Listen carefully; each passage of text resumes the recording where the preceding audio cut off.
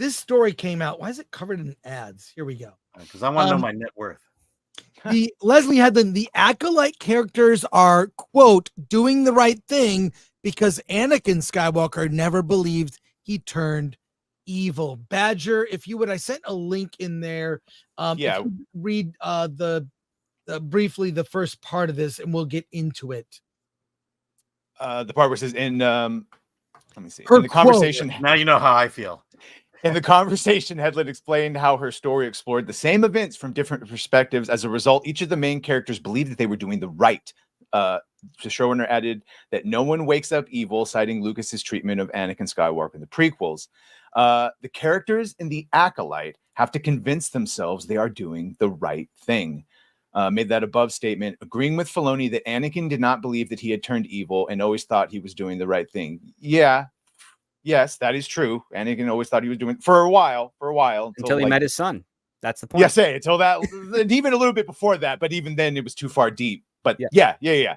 From Headland's works, it is evident that the core principle of her story was I hate saying this like she knows what she's doing, was inspired by George Lucas's approach to Anakin Skywalker in the prequel trilogy. As a result, Headland wanted to play the moral ambiguity and duality of the characters in her series, but the end product ended up having a mixed result. That was kind. That almost sounded like a criticism. Is that in the article?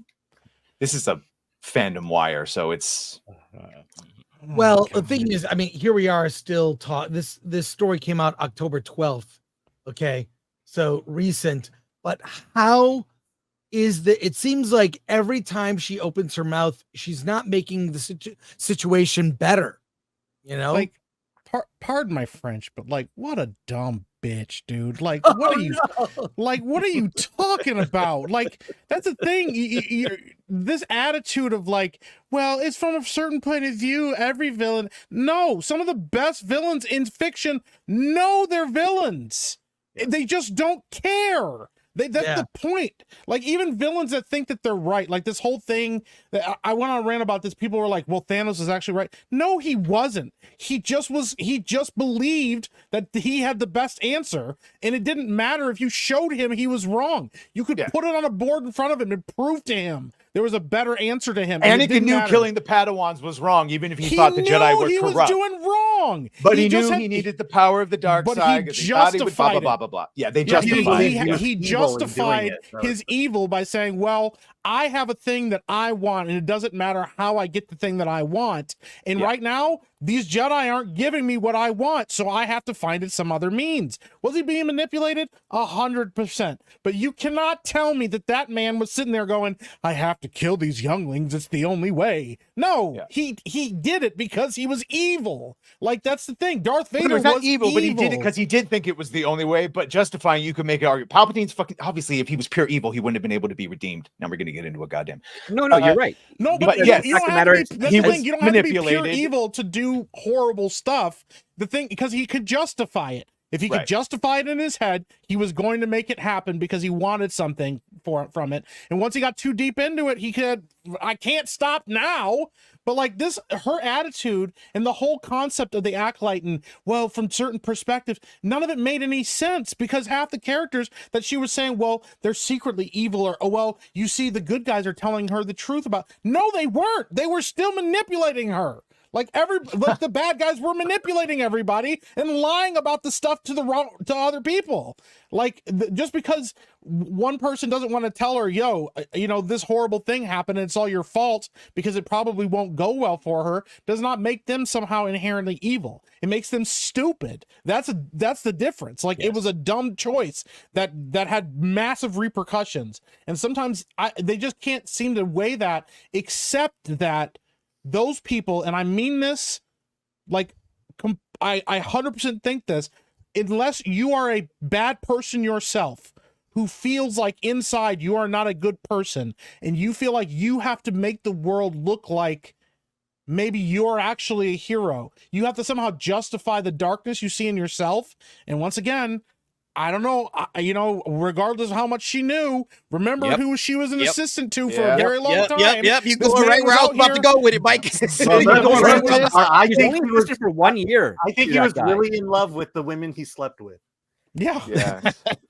She's justifying her villainy, man. That's all she's doing. She's justifying her own regrets, her own villainy. Oh, well, I thought I was doing the right thing when I handed all of these young ladies over to Harvey. I mean, that's basically what I'm reading out of all of this stuff, man. This chick is a villain. She says she's always identified as the villain. All right. She said that about when she saw the Little Mermaid. I identified with Ursula. This is who she is. She's clear-coded.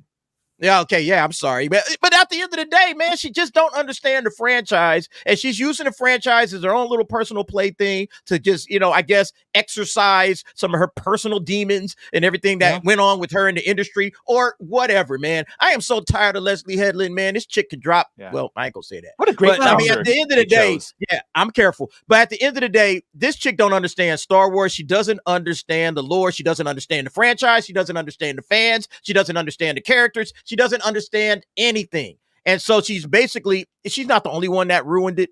There's a lot of long laundry list of people that have ruined Star Wars. But it seems like she just put like the final, fork in it. Say, this thing is done. Well, she did love Star Wars. She loved all of them.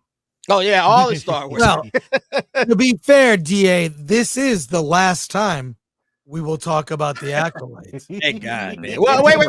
We got the Acolyte sequel, right? Acolyte. No, we got season 2 of the Acolyte coming out from Film Threat. Yeah, I'm looking forward to that.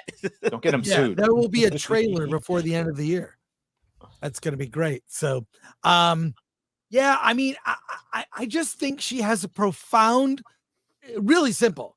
She has a profound misunderstanding of why people love this franchise. I think she had an opportunity to do a pitch. And she you're going into a pitch. Well, I love that thing. Yep. But she is one of the latecomers. I don't really think she's a fan. It wouldn't even matter if she's a fan. I've read her other scripts, which she does have some talent in other things that she does on her own. But when she talks about duality of characters, that is a first-year college writing student mistake because characters are the most complex things. They're not divided by 2. They're divided by 3 cubed over and over and over again. That's what you have to kind of realize and understand. And when you're talking about, the duality of characters, and we're just going to oversimplify them, it's like you never simplify characters. Luke Skywalker is not a simplified character. Darth Vader, Anakin Skywalker, is not a simple character. These are very complex characters and simple plots that we are engaged with, that we want to see as they develop. You can't make what Acolyte essentially ended up being is a complex plot with simple characters, and everybody just was rejecting it because it's the inverse of what good storytelling is. And Leslye, given what she was able to do with Russian Doll, which I thought was kind of weak, but I mean, it did get her the stepping stone to Kathleen Kennedy's door. She should have known better by that point, but she didn't. She hasn't learned. She's been in a state of arrested development for a while. She's now been regulated back to theater where she's technically started. Like that's not failing upwards. That is going back down to the sewer.